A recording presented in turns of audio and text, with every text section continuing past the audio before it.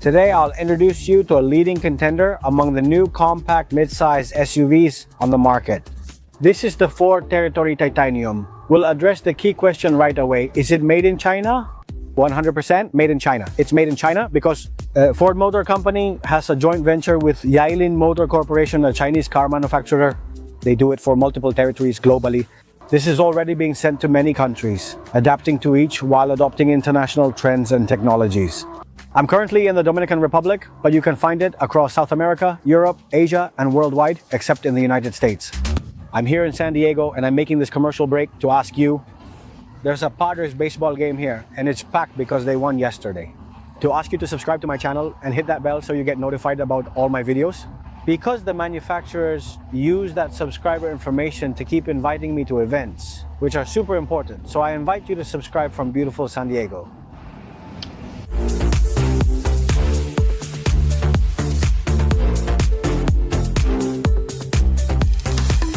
This car's redesign, both interior and exterior, redefines expectations for its segment. Let's look at the front so you can see what they did, because they made the front black. There's no more chrome like before, and I really like that. The change significantly enhances the car's presence from every angle.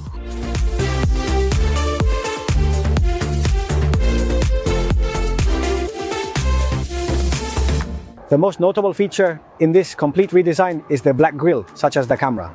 Now they've made an important change to the lights. Now it's an L-shaped LED light. Before it was 2 lines of light. 3 small lights are at the bottom and reflector lights are over here. The removal of all the chrome helped, particularly on this line. This line is the same line that comes from the light, which turns into a chrome line that goes around. It's a special touch it has. And air intakes too. Here at the bottom, there are no side air intakes or anything. Let's see what they did with the engine. Under the hood, this Ford Territory is powered by a 1.8-liter engine that has 187 horsepower. It has 216 Nm of torque, a 7-speed dual-clutch transmission. This setup ensures that we have a smooth and efficient drive. Now, Ford has also launched a plug-in hybrid version of this car. It depends on the market, but they do have it here, according to what I was told when I asked. The plug-in hybrid version has a 1.5-liter engine producing 218 horsepower combined with an electric motor, which is the ideal combination for those who want to drive a car that's friendly to the environment, but also friendly to your wallet. Because you're going to save money on fuel consumption, which is something that matters a lot to many people. As you can see, with the remote in his hand, he opens all the windows. From here, he also opens the sunroof. You can do all of that with the remote. As you can see, I'm here behind the camera, but I have the remote in my hand. And now to close it, I press twice, again, and I press here, and again. It's going to roll up all the windows. It's going to close the sunroof. You do that because, for instance, when you approach a car that has been locked for an extended period, in a hot place, what you achieve is that when you get into the car, it doesn't feel so hot anymore. Then you turn on the air conditioning or whatever, but it cools down. It's convenient to have, providing an additional feature. Plus, it has an automatic parking assistant. Remember, the car has a parking assistant that works using the sensors surrounding it. I won't demonstrate it now since I'm only observing. In 360 degrees.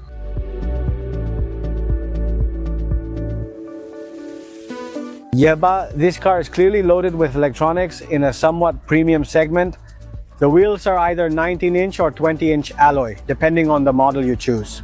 Bird's eye view, because we have a camera, and the camera has a really good resolution. You'll see it inside. You already saw how the mirrors are foldable. They open and close automatically.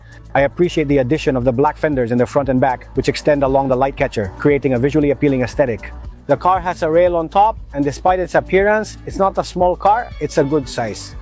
This Ford car is manufactured for global markets, so it must maintain high-quality standards to meet the needs of various territories. Since it's a small engine, it also has excellent fuel consumption. The doors, sealing it, actually I like that. I wouldn't choose it in white. I would pick another color for myself personally, but well, there you have it. This is the side view, and I like the side view.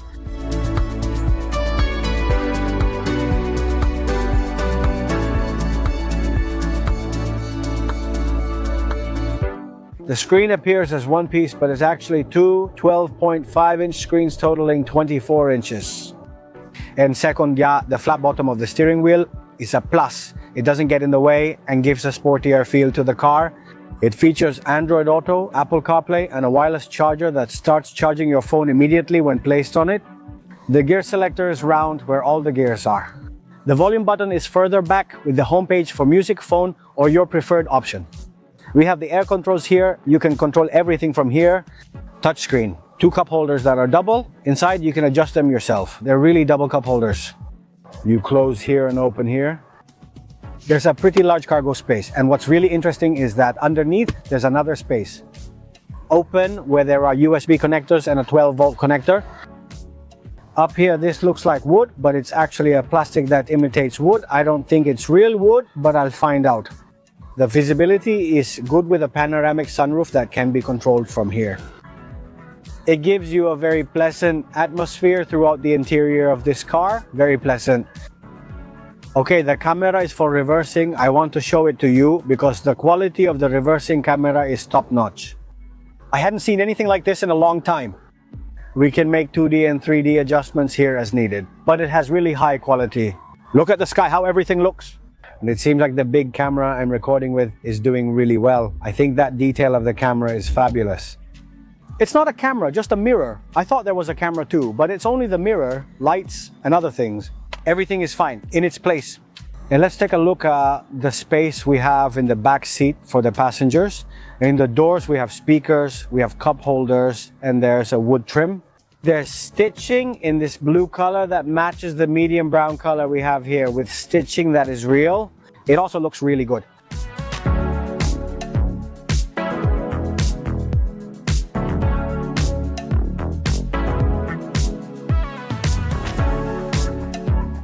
In the back seat, if you have to ride as a passenger, it's actually pretty nice because the space is super roomy. There are pockets on both seats. The finishes, this is vinyl. It's definitely not leather, but they've imitated leather really well because the stitching is real and it's the same finish as the front seats. Here we have 2 air conditioning vents with a USB connector, and the seats, these can recline. 60/40 to create a larger cargo space in the back. I'll show you that now when we're back there. Likewise, in the doors, we have storage compartments, speakers, and finishes. What I like is that the sunroof, when it's open, goes all the way from here to there, up top. So as a passenger, you're really comfortable here.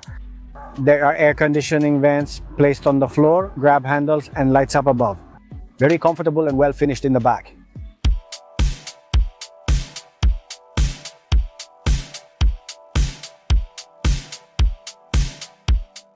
In terms of safety, we can't forget that Ford in this region includes a complete driver assistance package, including a parking assistant. Let's start it up with our rotary control that we have here in the front. It has adaptive cruise control and forward collision warning. It comes equipped with reverse cameras with auto dimming, which means the camera brightness automatically decreases. Super comfortable. I was surprised that many cars lack lumbar control adjustment for both the passenger and driver, which is very important when checking out the sound system. A good quality. Here on the screen, you can connect wirelessly to Android Auto or CarPlay. Here are the icons. That's what it's for. It gives you the radio and all the assistance information you might need from the vehicle. Very good finish, very good design. I like the comfort. The car is good. It's a big change. Compared to the one I did here about 3 years ago, the changes made to this one are excellent. And I've heard a lot of people complain and say, no, because it's a Chinese car. But it has improved a lot, and people who own it say so too. I haven't heard anyone write to me to complain, and people are always writing to me to complain about anything. I haven't heard anything concerning here, which is a good sign. The car is pretty good, so in that regard, we're fine. I'll take it for a short drive on the road, as it deserves it. I'm testing the car on these dirt roads, which aren't bad, but I'll also try it on asphalt to see how it performs. If I accelerate, it accelerates very well. Even though I'm here on the dirt, it has good acceleration. I like how it takes off. How does it feel? It rides really well. The suspension system is super comfortable. It's not bad at all. The rain has started and it accelerates pretty well. Windshield wiper. Good visibility on this side of the car. I want to check for driving modes here. Wow, here, this is crazy. Of all the countries I visit worldwide to test cars, the Dominican Republic has some of the worst drivers. It's true? Okay, I'm telling you this seriously. Well, moving on, the screen is very nice. Since it's so long, it gives you a strong presence, even though it's split in half. That seam isn't visible anywhere. It creates the illusion of being in a car with a huge screen, which I enjoyed more than I expected. The car impressed me. You know, the last time I drove it, I did it influenced by all the comments people made to me. Like, if it's a Chinese car or this or that, you know, But it's a car that's actually pretty good, a super small engine with good power, and the steering wheel feels good right at your right hand. I have controls for the settings and the type of information I want on the central screen and on my left hand side. I have the autonomy assistant here. Adaptive cruise control is also on this side, and more information that I want to have displayed on the central screen. Besides that, the car is extremely comfortable. I enjoyed it. I suggest you go try it before commenting or saying anything. Go try it because it's really good. These cars come with good warranties, and I think you'll like it. You'll like the car. You'll save money by comparing your car with one from a different class, even though people don't like their cars being compared. Ultimately, what matters most is that you're comfortable with your wallet. The name is less important. It's interesting that they also left the volume button in the cars. They've been removing all the touch controls and bringing back the buttons. People dislike the major change, so the buttons are being restored.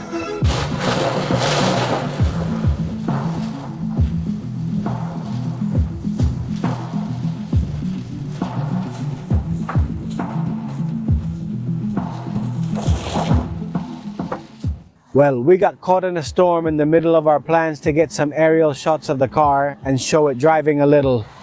But I like it this way because when I accelerate, even though there's a lot of water on the ground, you don't feel it move or anything. Since it's a heavy car, it sounds pretty good.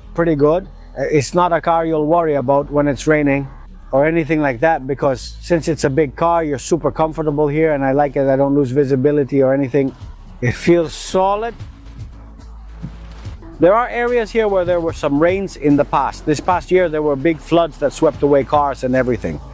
I don't know which area it was, but I remember, and it's a pretty quiet car. If it weren't for the rain, you wouldn't feel anything here. In here, it's already passing because we're escaping from the water.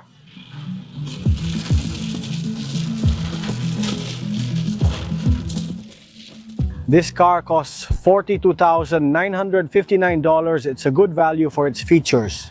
The price of a car varies based on the country you live in, where you purchase it, and the taxes, which significantly impact the final cost. The only thing I don't like here is that they left the windshield on the outside. The rest is very good. Big spoiler, brake light, these lights are all newly designed. Same with the cluster, your engine. The Ford cluster goes into the side with many guides for the air. They didn't show us the exhaust. They made something like an exhaust silhouette, but they didn't show it to us specifically. Reverse camera. To open it, you can use the key. You do it from inside. When we open here, there's ample cargo space. Folding the seats down increases it further for carrying more items. Opening at the bottom reveals a spare tire. It's a real sizable tire in good condition, providing ample space. Also, one thing I like is that on the top, it has this kind of cover for when you have things stored. Here, no one can see them, so they won't get stolen. And the closing is also electronic, so there are no problems with it that someone might steal your things. And besides this, it works electronically and looks really good. They put territory on it and 4 on the outside, antenna on the roof, and the car overall is really nice. For the price, there's the titanium version. There are versions that aren't as luxurious as this one, which will cost a little less, but it depends on your market. That's what you should ask for. So see you next time. Subscribe to the channel, turn on the notification bell, and we'll stay in touch.